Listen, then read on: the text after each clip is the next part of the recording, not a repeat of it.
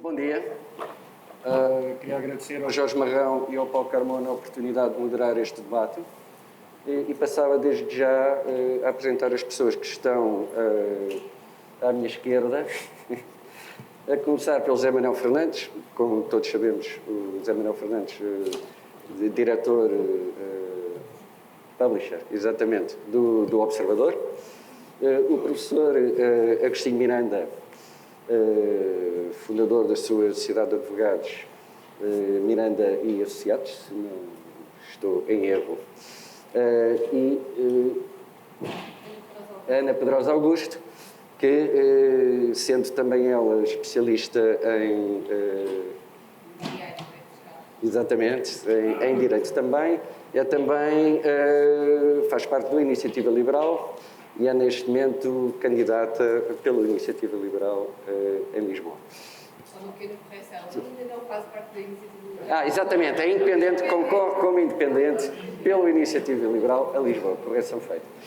O professor José Adelino Maltês, também ele, para além de especialista em Direito, com outras áreas de conhecimento que todos conhecemos pela opinião pública que faz e pelas suas aparições televisivas regulares, e André Andes Godinho, que é economista, portanto, quebra aqui a unanimidade dos juristas ou dos especialistas em Direito, e analista de risco na Caixa Geral de Depósitos, e, portanto, começava por passar a palavra ao Zé Manuel, mas dizer apenas quais são as regras deste debate.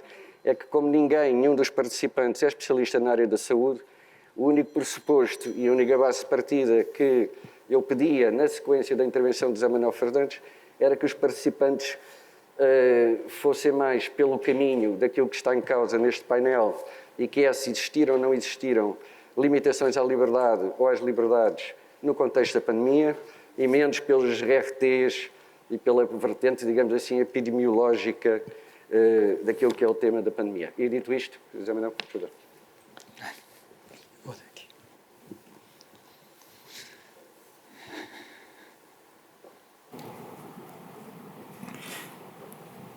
Bem, antes de mais, muito obrigado, queria agradecer aos animadores do MEL, a quem este convite. Acho que estes momentos são sempre bons para trocarmos ideias. Eu estive nas primeira e segunda convenções, num papel diferente, e tenho muito gosto em vir aqui trocar algumas ideias. Não sei se vou exatamente ao encontro daquilo que me pediram, mas vou deixar ficar aqui algumas reflexões a propósito deste problema que se passou durante a pandemia, do que se está a passar um pouco no país. E vou partir de um texto publicado na última sexta-feira, no Expresso, pelo Miguel Poiás Maduro, um texto com título surpreendente e perturbador. Portugal já não é uma democracia liberal. Como? Já não somos uma democracia liberal? Quer dizer, naturalmente é uma informação que eu fui verificar.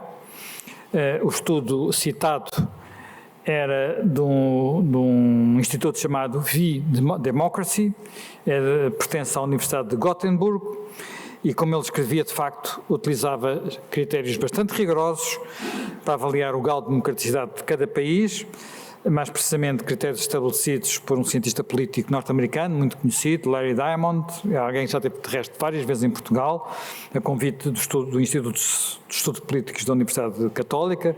Eu acho que já o emprestei, inclusivamente, uma vez, pelo menos.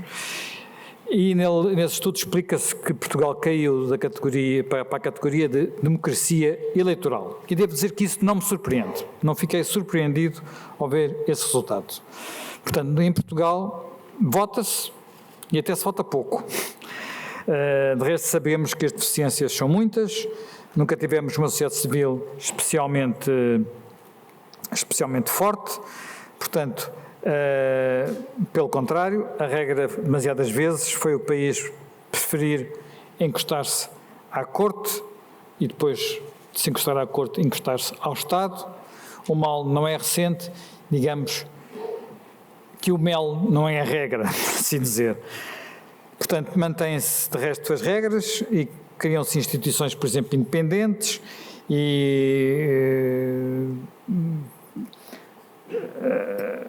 ou melhor, mandam as regras que se criem instituições independentes, mas isso vem na literatura, mas quando elas são criadas em Portugal para criar um país próspero, elas não existem. Infelizmente, nunca foi essa a nossa cultura. Procuramos atravessar os diferentes regimes e encontramos mudanças pouco substanciais no comportamento das gentes e das elites. A isso há que acrescentar que também não é essa a nossa cultura de uma forma genérica e, sobretudo, não é essa a doutrina que domina a nossa esquerda. Eu diria mesmo que não é a cultura que domina a doutrina de quase nenhuma esquerda de filiação mais socialista, mais dirigista ou, se quisermos, mais historicista. Portanto, não devemos ficar muito surpreendidos pela nossa desclassificação. Se nos lembrarmos, por exemplo, do que foi a substituição da Procuradoria-Geral da República, terá sido pela perda de independência dos nossos diferentes organismos de regulação que isso aconteceu, não sei, terá sido pela ocupação do Estado pelos boios dos partidos, também não sei, terá sido pela subida das taxas de abstenção, não sei, terá sido pela descortinar a menos independência no Conselho Geral Independente da RTP que isso aconteceu, não sei, terá sido por se perceber que no ano da pandemia a oposição foi quase inexistente, não sei, terá sido pela omissão do Presidente da República como contrapeso num ano tão complicado ao Poder Executivo, não sei responder exatamente porque é que o Instituto de Gotemburgo tomou a decisão que tomou. O ano passado a Universidade Sueca de facto já colocava Portugal na rampa deslizante, é um termo que eu acho feliz, para deixar de ser uma democracia liberal. Este ano deixámos mesmo de ser, de resto não fomos os únicos, aconteceu mesmo ao Chile, aconteceu mesmo à Eslovénia, diga-se de passagem, portanto aconteceu a mais países. E nós, sem que demos por isso, não reagimos, portanto protestámos, eu não dei por nada, não tugimos, nem mugimos.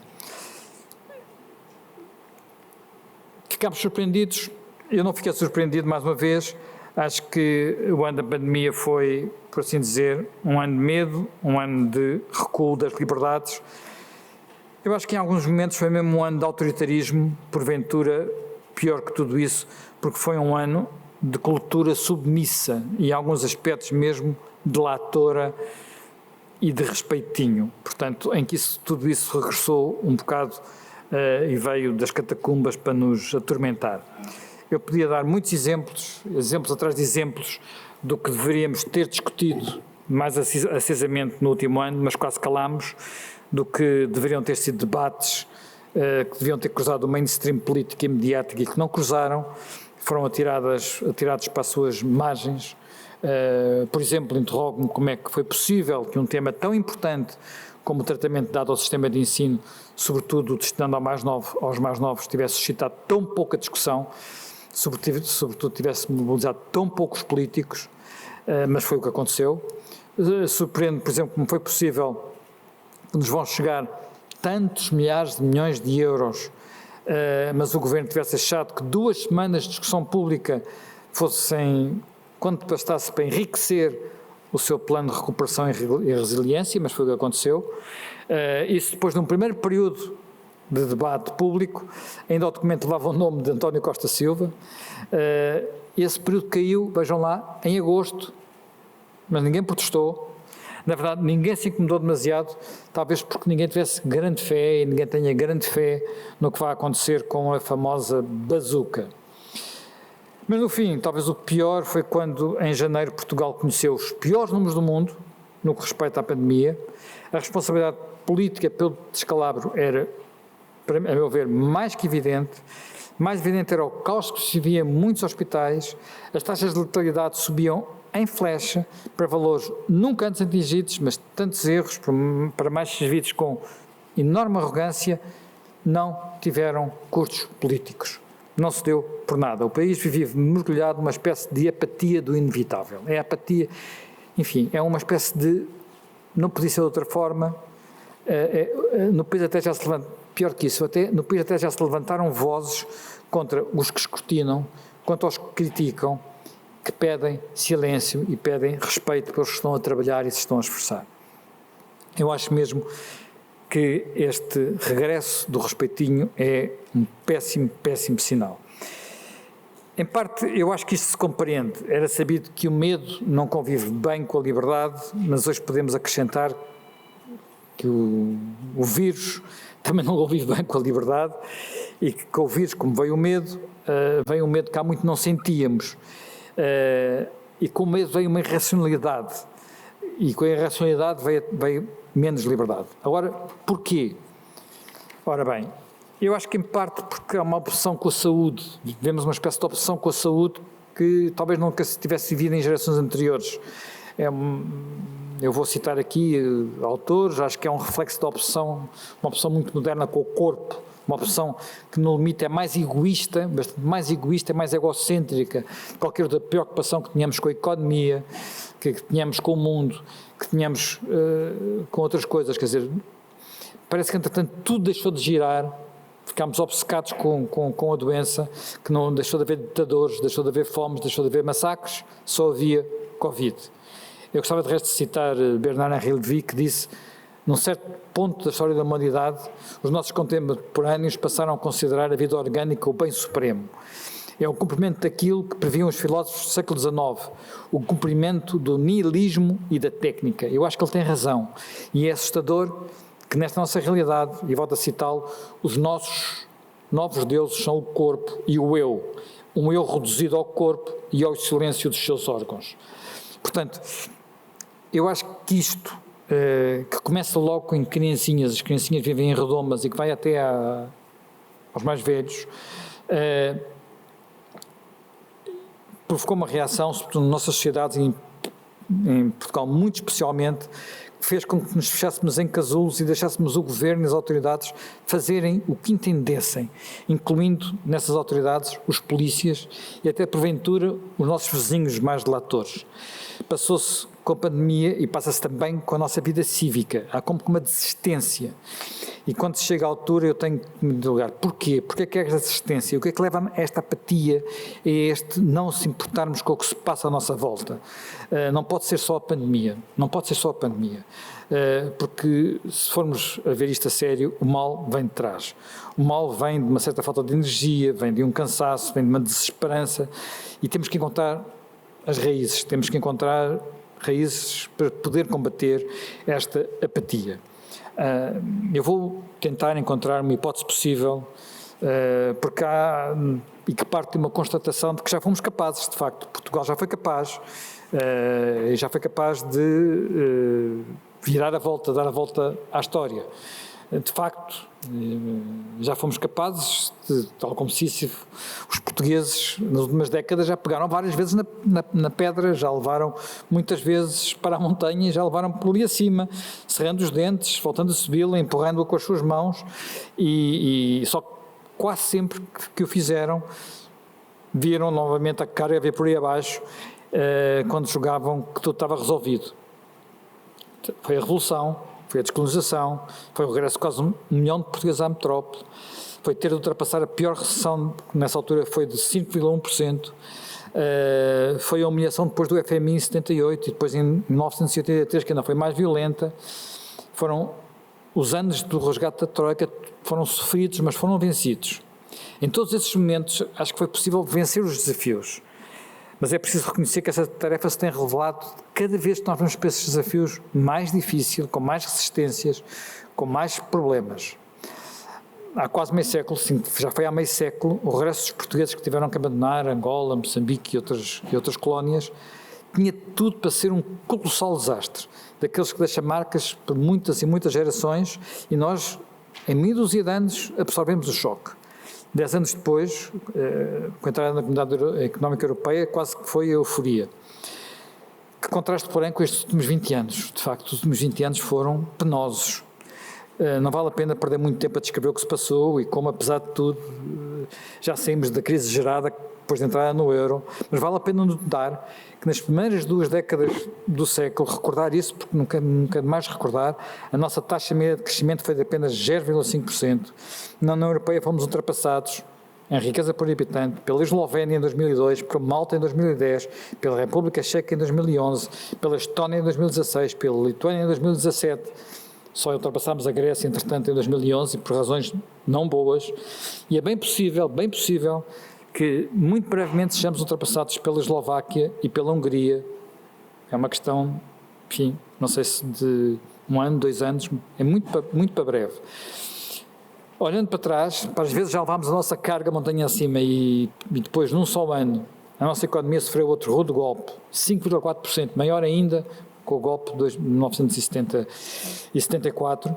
Interrogamos, será que desta vez há forças para voltar a içar a carga?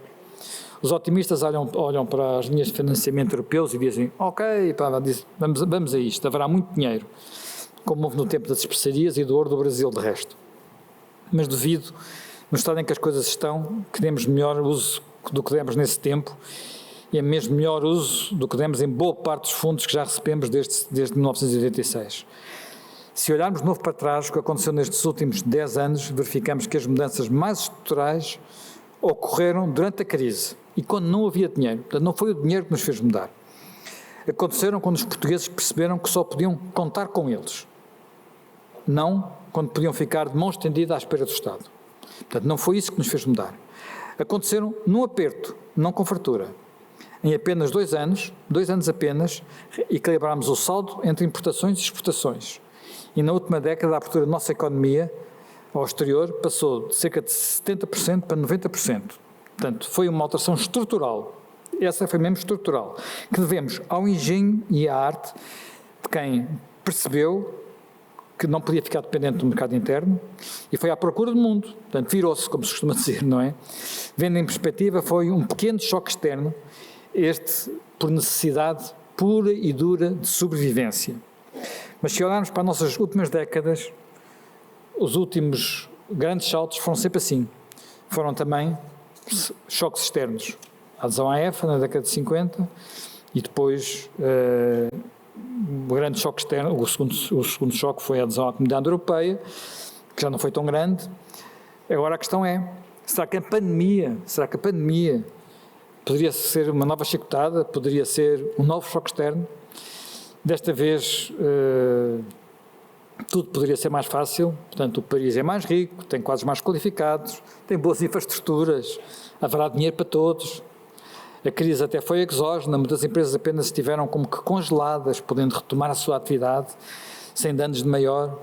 Ou seja, tudo deveria e poderia ser mais fácil. Mas eu, sinceramente, não estou seguro que venha a ser. E a razão principal é que, entretanto, e este é que é talvez o problema principal, o que explica a apatia e o que explica também o facto de eu não estar particularmente otimista. É que acho que o país perdeu energia e a carga que tem que carregar monte acima está agora mais pesada. A meu ver, aqui é que está, se quiserem, o nó do problema e talvez seja aqui que devíamos centrar as atenções se queremos uma boa saída para a crise pandémica. Porquê é que o país perdeu energia? Porquê é que a anomia parece hoje ainda mais difícil de sacudir? Por muitos motivos, mas eu vou centrar-me num que me parece decisivo. Eu acho que é porque envelheceu. Envelheceu em muitos aspectos, mas envelheceu demograficamente e está também nas mãos de uma classe dirigente, uma forma genérica, quando falo de classe dirigente, não falo apenas dos políticos, falo de tudo, uma classe dirigente envelhecida. Para dar uma ideia da dimensão do problema, basta olharmos para um indicador que dá conta desse envelhecimento, quer dizer, é o rácio clássico, menos de 15 anos, mais de 65. No ano 2000, esse índice era de 98,8, altura em que havia ainda mais jovens do que idosos. Em 2019 era de 161, portanto, 16 idosos por cada 10 jovens. Portanto, o que significa que estamos muito rapidamente a aproximar-nos numa altura em que há 2 idosos por cada jovem.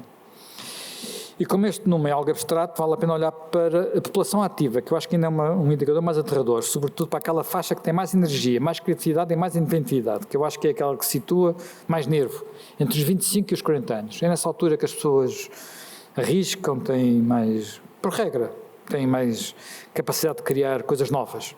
Ora, nesses escalões etários, em 2000 havia em Portugal 2,32 milhões de cidadãos. Em 2019, já só havia 1,78 milhões. Ou seja, em 20 anos, mantendo-se o país praticamente a mesma população, perdemos mais de meio milhão de habitantes nas faixas etárias mais criativas e mais enérgicas. E também naquelas pessoas que casam e que têm filhos.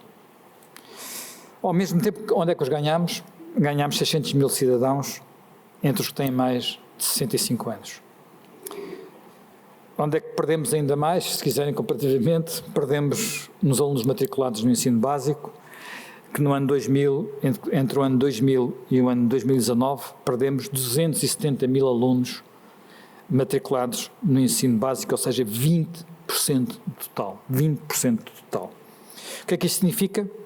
Eu acho que significa várias coisas ao mesmo tempo. Primeiro, que podemos ter a geração mais bem preparada de sempre, mas ela é também mais pequena do que no passado.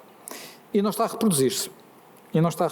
Mais, esses jovens sentem imensas dificuldades no mercado de trabalho, que é rígido, é pouco competitivo, e onde o mérito e as qualificações têm muito menos valores do que dois velhos males portugueses que são a antiguidade e o compadrio. Portanto, a antiguidade é um posto, a velha máxima que eu sempre testei e que não é por isso que eu não fiz o serviço militar, mas foi por outros motivos, mas que eu achei horrível. E o compadrio, enfim, é um dos pecados da nossa forma de estar de muitos portugueses. O mercado de trabalho, tal como o mercado do arrendamento, fundamental, tal como as regras da segurança social, não foram feitas para beneficiar os mais novos, mas para proteger os instalados, e os instalados são hoje os mais velhos, que são também mais numerosos. Temos poucas caras novas na política, mas também não as encontramos nas organizações da sociedade civil e nas empresas. Nas organizações da sociedade civil e nas empresas. Em quase todas as frentes, o nosso país compara mal com os seus parceiros europeus. Por isso, me pedissem para escolher apenas uma prioridade para guiar as políticas do pós-pandemia, a que eu definiria seria simples: criar condições para que os mais novos tenham mais poder. Mais poder. Poder real, não apenas formal. Abrir as janelas para deixar entrar ar fresco em todas as organizações. Incomodar os instalados. Destabilizar os incumbentes. Fazer regressar os ambiciosos. Premiar os que arriscam. Quebrar hierarquias. Permitir que existam realmente as oportunidades e que os velhos, oportunidades que os velhos adquiridos bloqueiam. Já houve quem defendesse um choque fiscal, quem contrapusesse um choque tecnológico. Eu, se calhar, falava e gostaria mais que fôssemos capazes de arriscar um choque geracional. Só quero deixar para quem não estragou o país várias vezes a oportunidade, tenham menos a oportunidade de tentar fazer diferente. Quer dizer, porque as pessoas da minha idade já estragaram o país várias vezes, essa que é a verdade. Portanto, esforçámos muito, não quer dizer que não tínhamos esforçado, mas a verdade é que estragámos o país várias vezes. Portanto, eu tenho 64 anos. Portanto, e fazer diferente do que fizeram os seus pais, do que fizeram os seus avós, e que é um país que, de facto, está pouco prestável e é o que está à vista. E, de facto, é um país que é natural que tenha medo.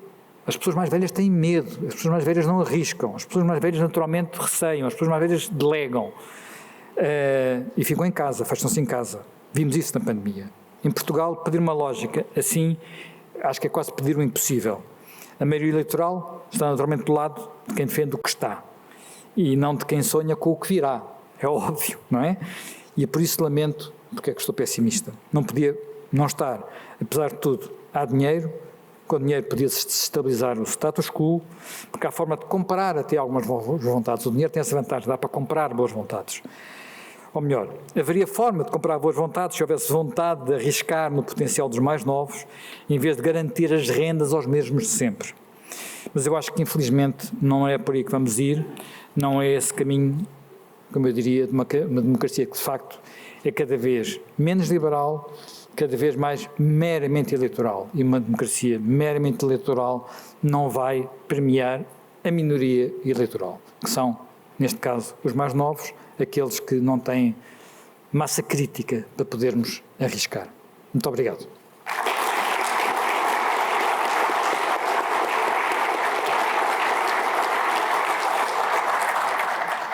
Muito obrigado, José Manuel Fernandes. A intervenção foi riquíssima, penso que estamos todos de acordo. Vamos ter para tudo cerca de 35, eu diria entre 35 e 40 minutos.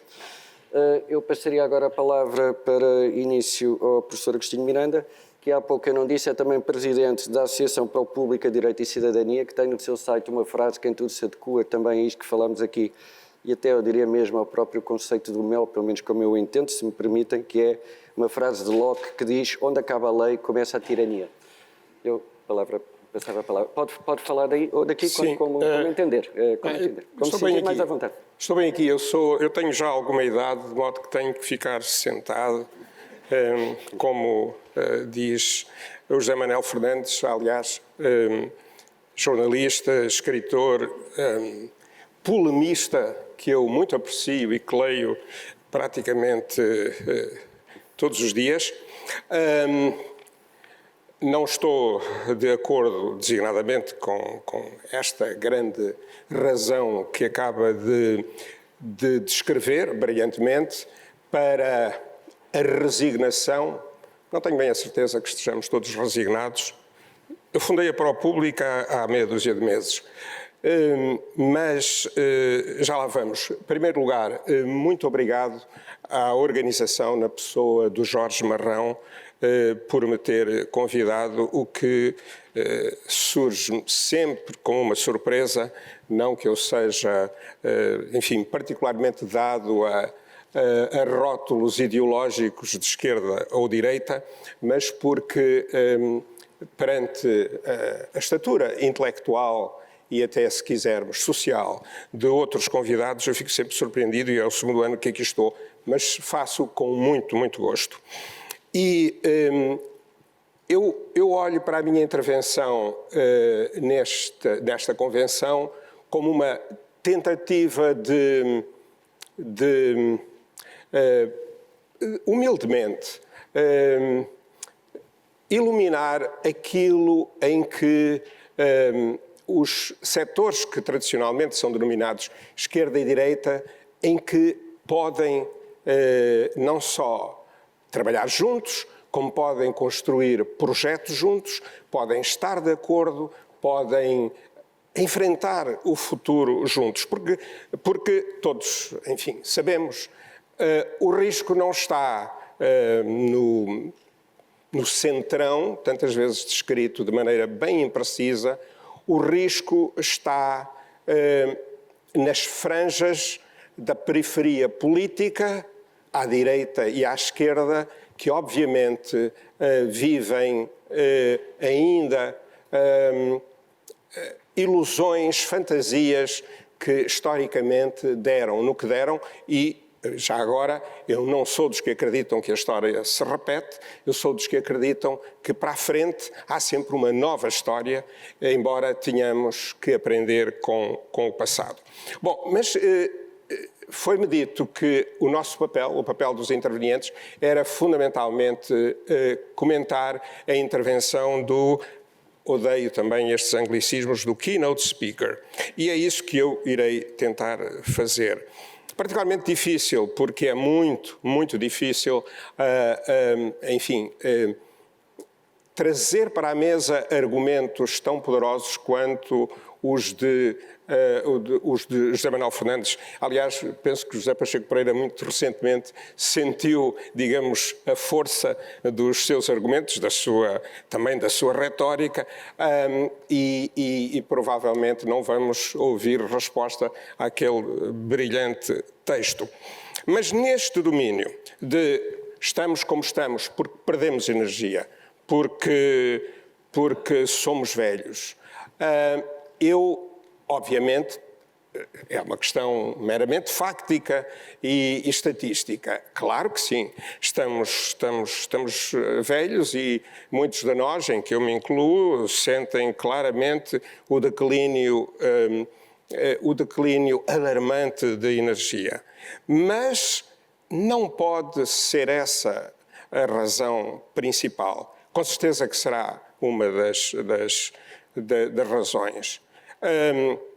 Não pode ser, porque não pode ser essa a razão principal. Como vemos pelo caso da Islândia, não é mais nova que nós, por exemplo, ou do Japão até, que é bastante, enfim, em média populacional, bastante mais velha. Eu penso que desta constatação devemos partir para a fase seguinte, que é como é que resolvemos isto. E aqui está uma coisa que esquerda e direita moderada, permitam uma utilização, estarão certamente de acordo.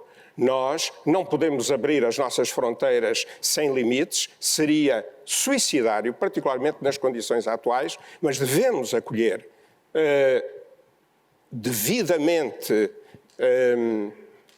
rastreados, devemos acolher os imigrantes, devemos ter uma política de imigração que seja alinhada com os valores da Europa. Também, passando a um outro tema abordado por José Manuel Fernandes,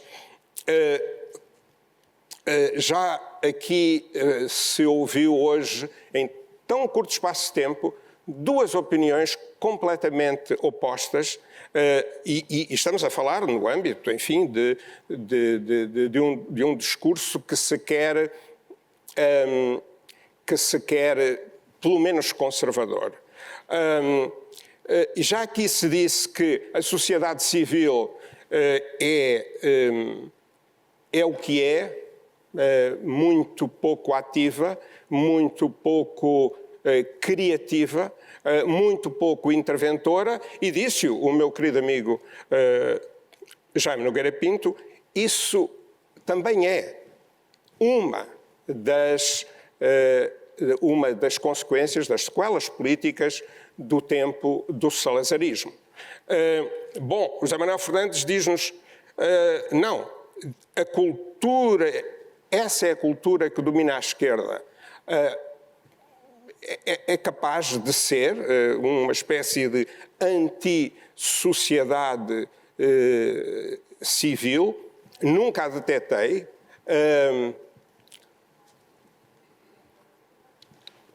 Nas minhas frequentes incursões por esse território político, e eu acho que o que é importante é que criemos os incentivos adequados para que a sociedade civil, para que se torne generalizada o exemplo do MEL, e permitam-me a falta de humildade da ProPublica, que ainda recentemente atribuiu o prémio Nelson Mandela.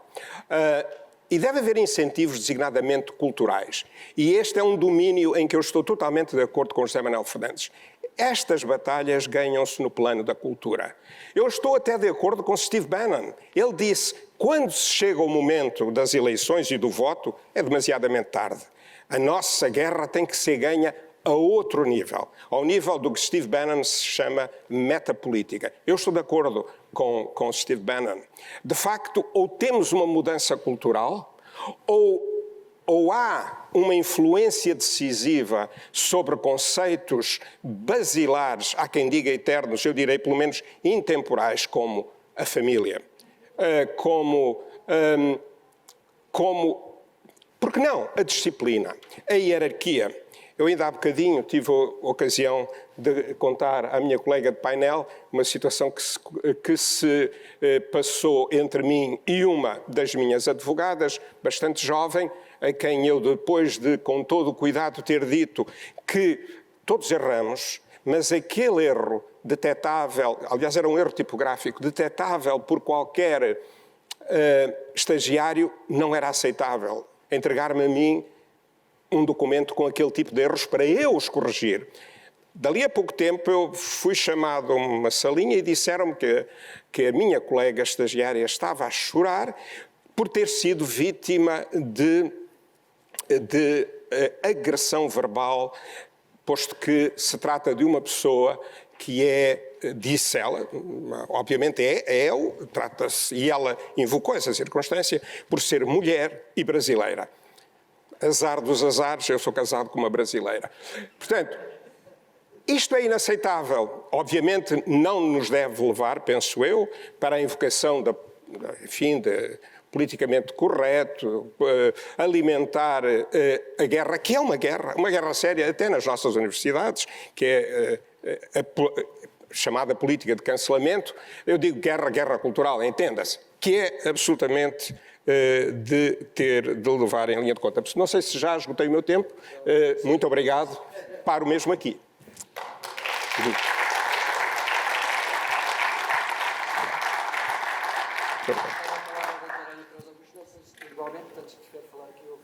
Eu se calhar vou-me levantar, porque eu tenho alguma dificuldade de contenção de movimentos, gosto de estar sempre a mexer os braços. Com licença. Bem, eu, em primeiro lugar, quero muito agradecer o convite, em especial ao Paulo, para estar aqui presente. Como eu passo a vida a dizer, eu sou super conhecida em minha casa, aliás, como ficou aqui demonstrado. Portanto, estar aqui é, para mim, sinto-me genuinamente agradecida por esta oportunidade e por estar aqui presente, e isso deixa-me de facto a acreditar que nós podemos ir muito mais longe. E é aqui que eu vou. Eu quero um primeiro ponto prévio, que é, eu acredito em Portugal, eu acredito em nós.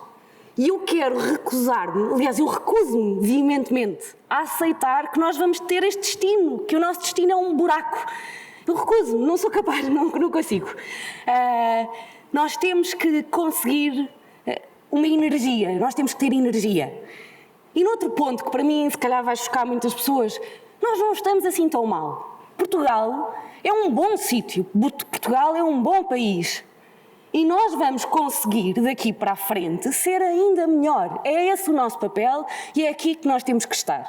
Nós, ao longo dos anos, ao longo dos séculos, sempre saímos, sempre superámos, sempre fomos resilientes e sempre ultrapassámos e sempre alcançámos.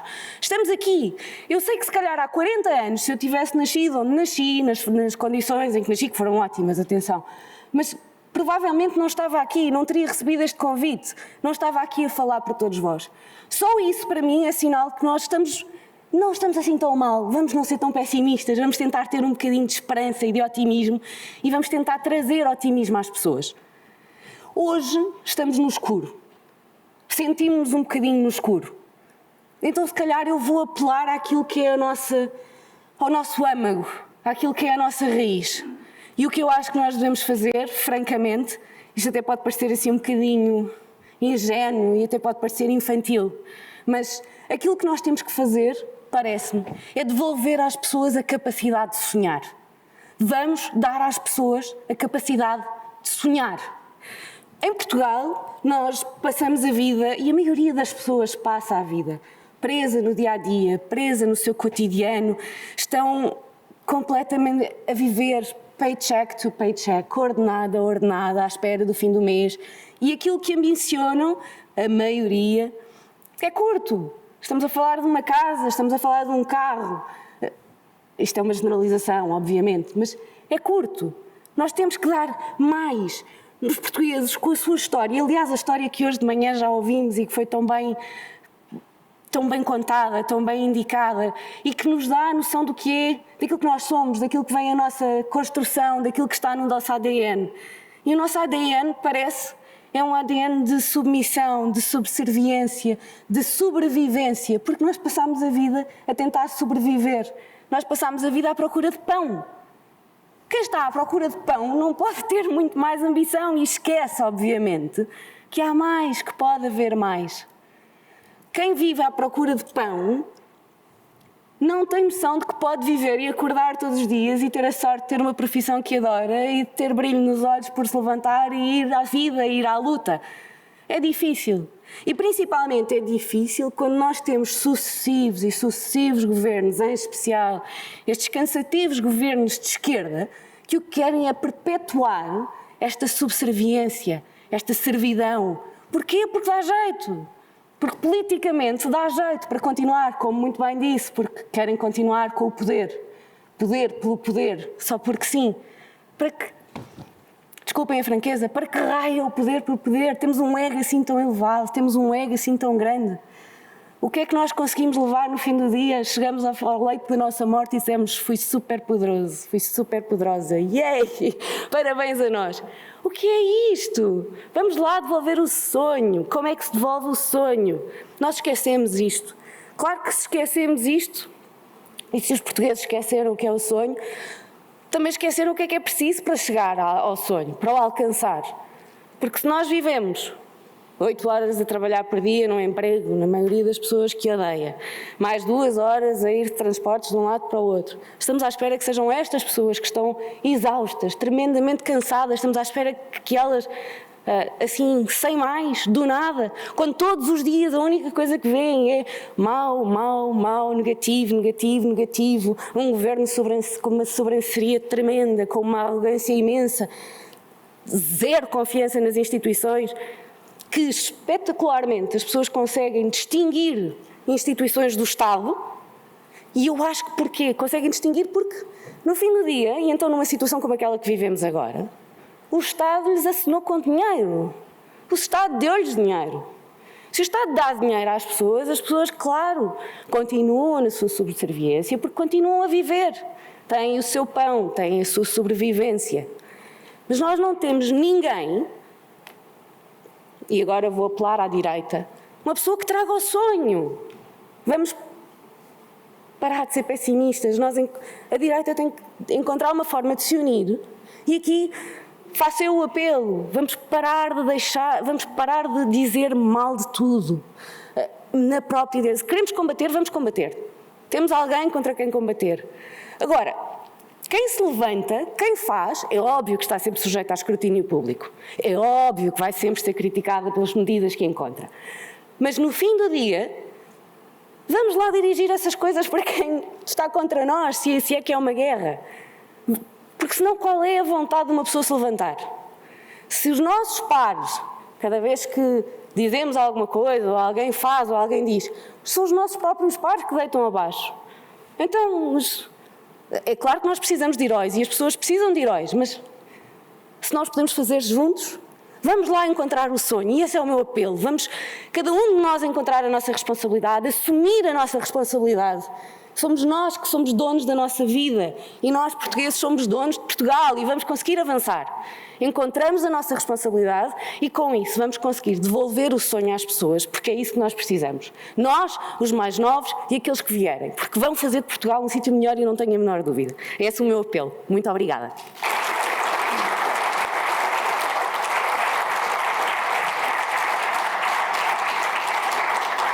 Muito obrigado. Passava agora a palavra ao Sr. José Leão Maltês, que virá também aqui.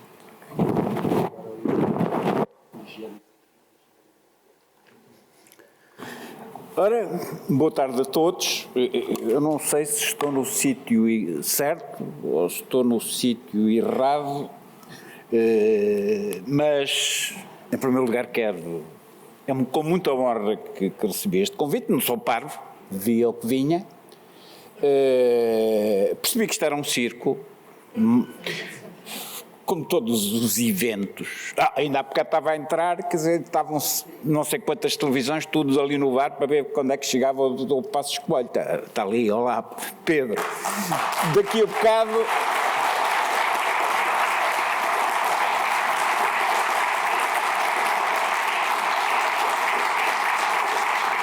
Daqui a bocado vem o André Ventura, ainda vai ser pior. Mas já cá está o vice-presidente, meu aluno. Olá, muito bem, ou chega. O que é que eu estou aqui a fazer? Francamente, olha, sou do circo. Portanto, ainda por cima não sou moderado. Já nem sei se sou de direita. Eu ando aqui há 55 anos em congressos das direitas, porque não há direita à direita. Há 55 anos que eu não sou de esquerda. E nunca fui do MR Pum Pum, nem da UDP. Há 55 anos, a primeira coisa que eu fiz era, estudante de liceu, escrever um artigo para um jornal monárquico. Ainda hoje trago a gravata dos monárquicos, que é para chatear. Se houvesse referendo, era capaz de votar na República, mas isso não interessa. Ainda por cima sou maçom. Liberal. E eu estou aqui em Portugal, e quando eu digo estas três coisas, e dizem, você é excêntrico, eu digo, então vocês não sabem o que é a direita. Porque em todo o Ocidente, estas três categorias são o fundamento e a estrutura da continuidade das democracias ocidentais. Ponto. Mais não digo. Ora bem, o que é a direita? Eu aprendi. A direita não existe. A direita são 300 capelinhas de direita, das quais 299 dizem mal de uma quando ela vai para o circo. E enquanto não entenderem isto, não sabem o que é federar as direitas. É preciso muito trabalhinho. Não vou contar a minha história, que até fui assessor do Dr. Sá Carneiro durante 2 anos a prepararmos a vitória eleitoral de 79, mas se quiserem eu posso explicar. O que é que eu quero dizer? Quero dizer aquilo que diria qualquer líder vencedor da direita em Portugal. E o Pedro Passos Coelho bem sabe aquilo que eu estou a dizer. Não é nesta sala que vocês ganham eleições. Isto é um círculo de elites mediáticas. Só se ganham as eleições se despertarem a pequena burguesia de ridículas origens e, sobretudo, alguma violência plebeia. Não é com mesuras que vão ganhar eleições. É com radicalismo da justiça. Eu estou aqui porque sou filho de um contínuo e não estou para aturar os sucessivos bailados dos sucessivos situacionismos que ora viram à esquerda, ora viram à direita, conforme ganham mais. Ponto. E digo outra coisa. Sou liberal. O que é isso? Aprendi com o Lucas Pires, já lá vão 35 anos, que foi o primeiro líder político da democracia portuguesa que disse que era de direita, o primeiro, e que disse que era liberal, o primeiro. Os outros, essa esquerda menos, direita mais ou menos, finta aqui, finta acolá. Enquanto não se alterar este estado de cobardia genética, onde, como dizia o Jaime, eu aprendi com ele,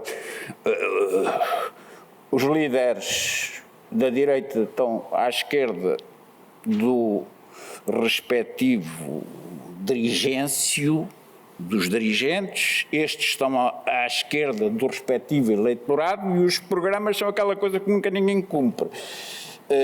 Enquanto não alterarmos isto através de um curto-circuito, podemos reunir as elites numa sala, brincar uns com os outros e sermos a direita que convém à esquerda.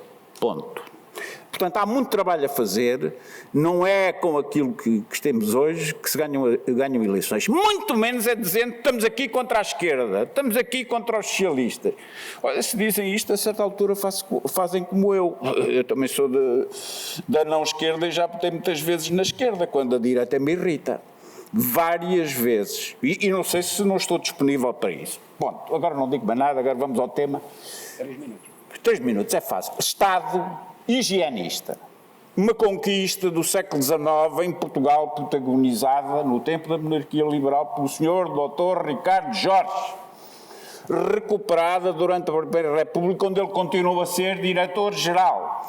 Chegou à ditadura, diretor-geral, e manteve a tradição. Veja o pai do Dr. Jorge Sampaio, diretor-geral da Saúde Pública, no salazarismo, depois o Coriolano Ferreira e depois estas senhoras todas que aí aparecem. É tudo filho de uma velha estrutura, Estado de Saúde Pública. Porque quando se trata da vida não é questão social, nem Estado Social, é viver. E, portanto, aqui não há direita nem esquerda, há viver. Há estruturas pré-estaduais, como as faculdades de medicina, e instituições fundamentais, como a tropa, como os universitários, como essas instituições todas que já existiam antes de haver Estado, e ainda bem que existem, e Deus queira que sejam melhores que o Estado a que chegamos. Esse Estado higienista, da peste, recordemos o pobre Sidónio, foi peste, foi fome, foi guerra, e Nossa Senhora de Fátima. Todo esse tipo de estruturas existe, ainda bem que existe, revelam uma coisa boa das instituições do Estado português e quando se trata de defender a vida, cá estão elas. Nós temos um Estado higienista a funcionar, não sei se funcionou bem nem se funcionou mal, mas discursos que não entendam o essencial daquilo que a maioria da população quer viver. E se não lhe dão essa ajuda, vai aparecer a Senhora de Fátima e vai aparecer o Sidónio. Portanto, revela alguma qualidade da democracia portuguesa e revela a necessidade, e com esta acabo, como o Júdice há bocado dizia, até citava o Toynbee, e notável o Júdice, diz sempre tudo oralmente que está previamente escrito. Eu não sou capaz disso. Eu digo só o seguinte, isto é tão fácil de explicar, basta, já agora cito o Alexandre Herculano. Então o que é isso de ser liberal? É simples. Há uns que dizem que o indivíduo é coisa da sociedade. E há outros, como eu, Alexandre Herculano, que dizia, não, é o contrário. A sociedade é que é coisa do indivíduo. E depois acrescentava. E depois, como não há o indivíduo, isto os portugueses são notáveis, qual o indivíduo? Isso é teoria ideológica. O que há são indivíduos. E o que nós temos que fazer outra vez é recuperar a sociedade como coisa dos indivíduos, em pluralismo, com algum radicalismo contra o circo mediático, porque este é que tem que ser quebrado, é o circo mediático, é sair daqui e ir para as pessoas simples da rua, é ter partidos que saibam fazer isto, ter dirigentes políticos que sejam beneditinos, que trabalhem e que funcionem. No fim disso tudo, pode haver esperança, ou então eu posso ir votar na esquerda se continuar a ter, outra vez, com a direita mais estúpida do mundo. Espero que isto sirva para desestupidificar aquilo que mantém este sistema, que é uma mistura de preconceitos de esquerda, odeio-os, e fantasmas de direito, detesto-os. Disse.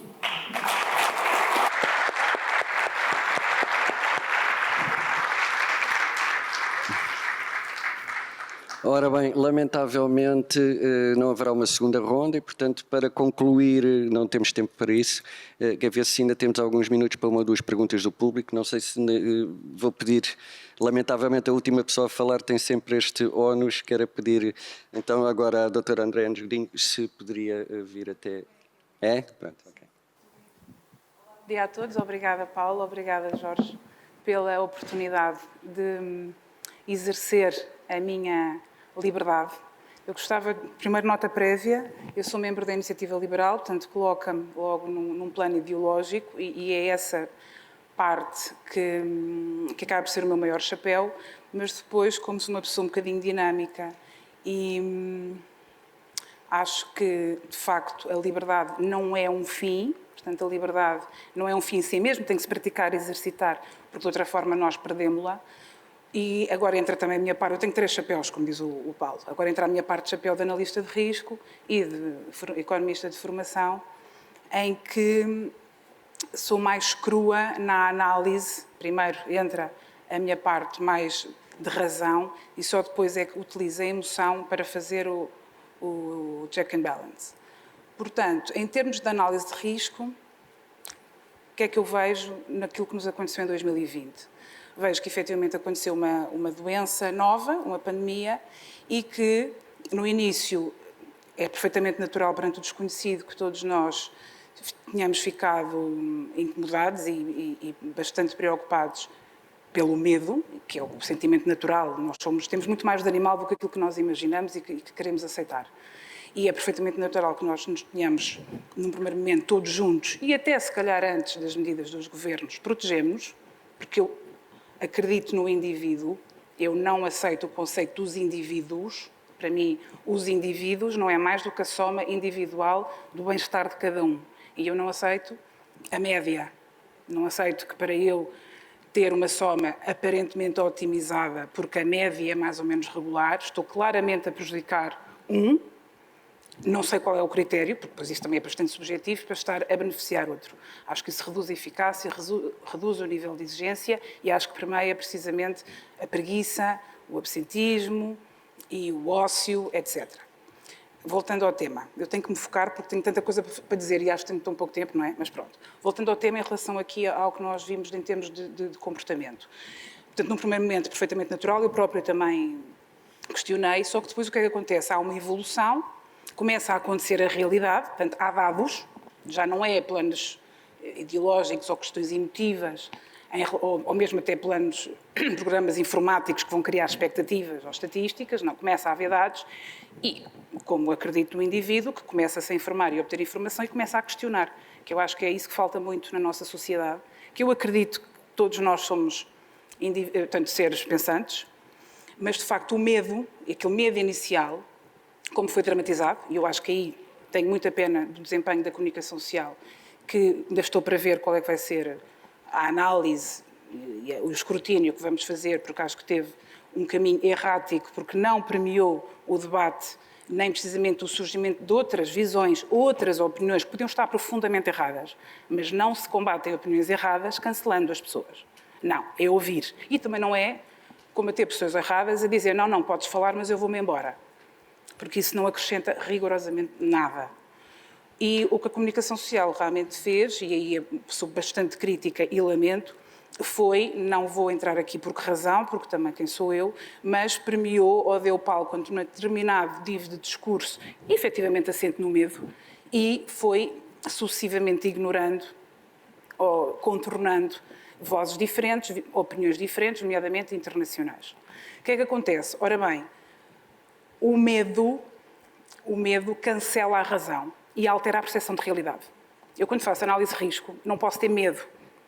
Tenho que ser crua, tenho que ter uma visão ampla e tenho que o identificar. Depois, em termos de resolução, obviamente, vou pensar como mitigá-lo. E como é que eu mitigo? Defendendo-me. E eu acredito que, de uma maneira geral, e já lá vou, os críticos não sei se estão chocados, mas pronto, mas já lá vou, de uma maneira geral eu acredito que as pessoas fazem sempre escolhas otimizadas, mas porque quando têm informação.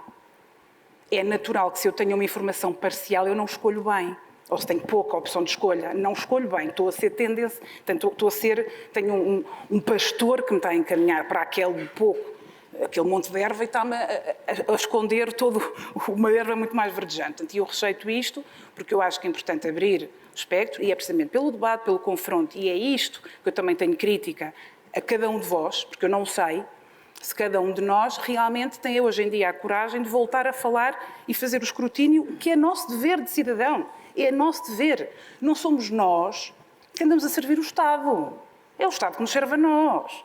Não é o governo que tem que confiar no cidadão, é o cidadão que tem que confiar no governo. E tem que dizer, olha, não gosto e sai, porque eu não te reconheço, ou melhor, ultrapassaste as tuas competências quando eu deleguei o meu voto em ti, não é? Quando eu faço e prescindo da minha fatia de liberdade, porque...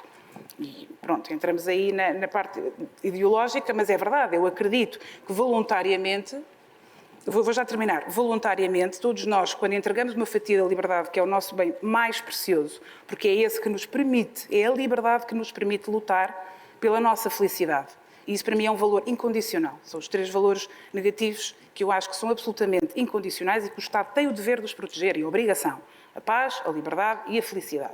E é precisamente nessa ótica que eu quero aqui deixar um testemunho de reflexão, que é não desistam e não se sintam extremistas porque não estão a concordar com a maioria que vos observa. Não, tenham coragem e questionem, sempre lançando a dúvida. E é assim, eu sei que é muito difícil, mas lancem a dúvida. Mas olha, mas estás a dizer isso porquê? Já pensaste nisto? E depois, se a conversa não faz mal, tudo bem, ouvem os argumentos e dizem, muito bem, então falamos daqui a um tempo.